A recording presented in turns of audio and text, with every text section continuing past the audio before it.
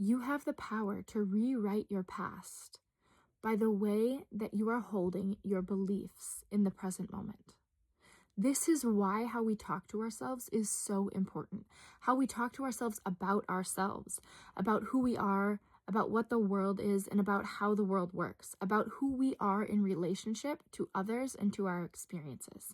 Because if I hold the belief that nothing has ever been working out for me and that I'm being punished by some higher power and that luck is not on my side, I'm going to look for evidence of that in order to hold that belief true.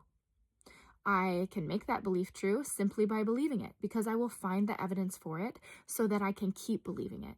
And if I'm identified with that belief, if I really, really, really believe that, then I'm not going to try to look for evidence that shows me something different because our egos don't want to die. We don't want to believe something different because it changes our identity.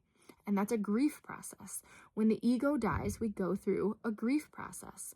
When I talk about ego death, what I mean is a shift in the identity. But you want a shift in the identity. So this is brave work, this retelling of what we believe and how it retells our stories about what happened before and about what's possible. Because we create our past and our present, our past and our future, from the present moment.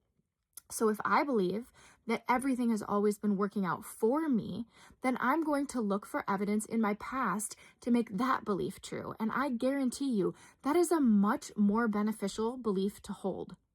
So you check, does the belief that you're holding right now actually work for you?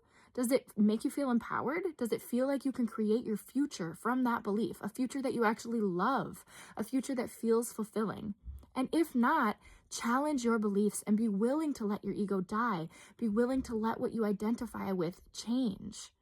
Because when I look back and I say, everything has always been working out for me, what I get is a stream of evidence that shows me that. It shows me that every challenge that I've ever had, whether I judged it as good or bad in the moment, has been exactly what I needed to build myself into the person that I am today and the person that I can envision myself becoming.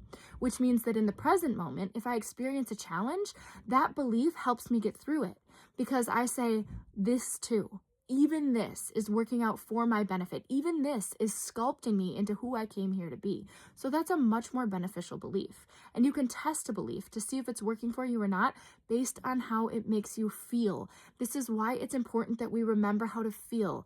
Because if you don't feel, you've completely lost your compass. So slow down. Listen to your body. This is your instrument of feeling. This is your way of interpreting so that you actually know what's working for you and what's not. You have to be able to tune in to what is subtle, okay? So if you're being hit all the time, bombarded by information, you're not going to be listening to yourself, your deep self, to know if this belief is working for me or not. You have the power to rewrite your beliefs, only you. And the present moment is where you do it. Not tomorrow, not the next day, but now. And again now. And again now. Every single time you notice a belief coming up. When you notice a thought that says, ugh, of course this happens to me, or oh, just another strike of bad luck. No, that is where you get to go, there it is. There's that thought I've been believing. I'm going to change it.